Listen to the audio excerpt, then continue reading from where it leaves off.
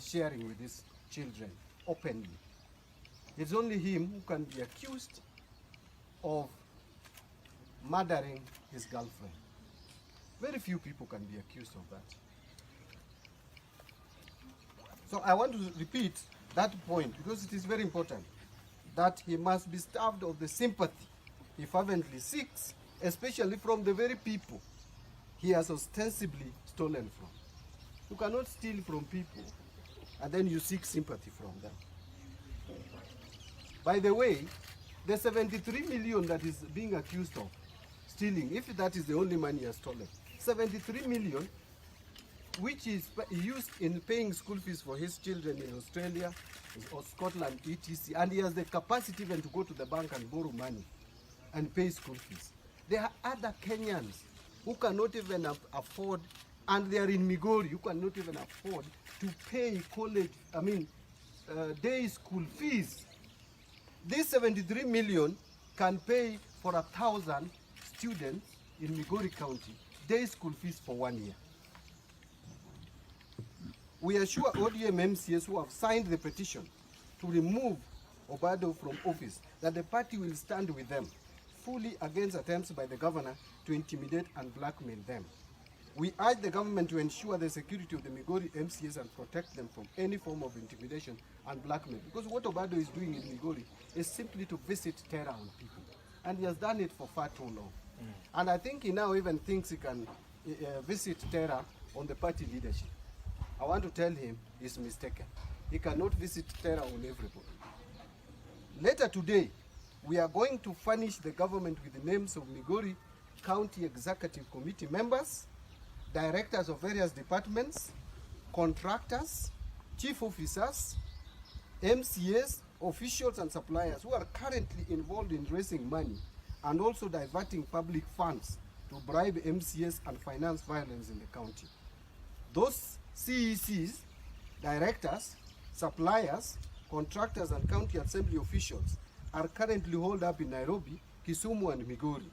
As soon as we forward those names, we will expect police to act with speed to arrest the individuals so that law and order can be maintained and justice is not subverted in Migori. That is the end of my formal statement. And I don't want to add much to this. It's very clear that Obado is trying to divert and seek sympathy from the public, the very public he has been accused of stealing from. And I've just mentioned how much the 33 million can do. Some of the people who I see in social media trying to defend Obado, if they fall sick in Migori, they will be taken to Kisii for treatment. Because there is no referral hospital in Migori. And yet the public funds meant for provision of services are being diverted to pay school fees and upkeep of children of people who can manage on their own to cater for such expenses. I think it is high time that as a country we start holding our leaders to account and stop this idea of taking cheap handouts to speak on behalf of someone who needs no defense at all. The party, I want to wind up so that I can allow my SG to add more to this statement. The party has no personal issues with Obado. As a matter of fact, remember when Obado was confronted with the murder case, we did not even start the impeachment process because that time the court did not pronounce itself that Obado should not access his office. But this time the circumstances are different, and that is why we are calling for him to either resign or wait for the impeachment. By the way, the process is on. I am seeing some people saying numbers are going to be there. We only need 19 members to initiate the process. But those who even insisted in signing before we asked the signatures, the signing to be done, are already 27. There are others who are calling us, they want to come and sign. And that is only ODM. What of the other parties? We have not even made attempts to reach out to other MCs. I think the governor should be honorable enough just to vacate office, allow his deputy to discharge functions for the remainder of the term, that is 2 years. SG karibu. Kwamba chini ya katiba ya chama cha ODM Maswala ya nidhamu, maswala yote ya nidhamu yako chini ya afisi ya mwenyekiti wa chama. Kwa hivyo wale wanauliza ni kwa nini mwenyekiti ndio mwenye kusoma hizi taarifa wakati katibu yuko, ni kwa sababu haya ni maswala yanaambatana na nidhamu katika chama. Jambo la pili, tunataka tuweke wazi kwamba huyu ndiye gavana wa kwanza wa chama cha ODM kufungiwa nje ya ofisi. Kwa hivyo msituulize ni kwa nini hatujafanya mambo haya kwa magavana wengine ambao wamekumbana na madai ya ufisadi. Huyu ndiye gavana wa kwanza wa jimbo lolote linaongozwa na ODM kufungiwa nje ya ofisi. Na sisi kama chama tuna usemi kwa utendakazi wa wale ambao walipata tikiti ya chama cha ODM wako kwa afisi kutokana na support ya chama cha ODM. Haiwezekani kwamba utakuja hapa katika makao makuu ya chama upatiwe tikiti ya chama kisha unapochaguliwa you are a law unto yourself. Haiwezekani. Kwa hivyo sisi tunasema kwamba tuko na imani. Tuliwaita wale ambao ni ma-MCAs wetu Nairobi, wakaja wote 37 kati ya wale 41 ambao ni wa ODM walifika, na vile umeelezwa na mwenyekiti tayari 27 kwa wale ambao ni wa ODM wameweka sahihi. Tulihitaji 19 peke yake kuleta mswada huo, lakini tuko na 27 kufikia siku jioni ya leo. Najua kuna watatu tayari wanakuja hapa Nairobi ili kuweka sahihi katika huo mswada. Kwa hivyo tunazo nambari za kutosha kuleta mswada huo. Ma-MCAs wetu waliweza kutushawishi kwamba wana sababu za kutosha.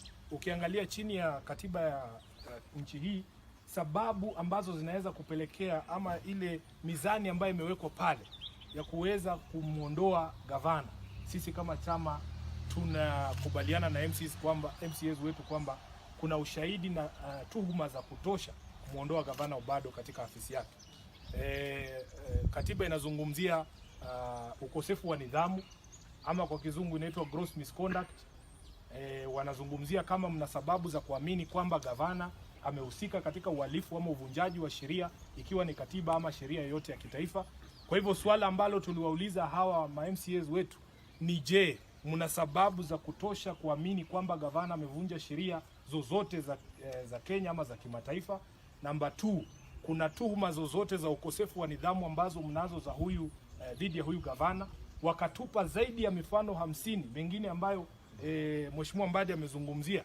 Kama wewe ni mtu ambaye mwenye akili timamu na uwezi kuona kwamba mwalimu kutembea na mtoto wa shule, msichana mdogo wa shule, ni ukosefu wa nidhamu, basi kuna shida na wewe. Kama huoni kwamba mtu kukabiliwa na mashtaka ambayo tunaona gavana amekabidhiwa ni sababu tosha kuamini kwamba amevunja sheria za kitaifa ama katiba, then wewe una mambo yako.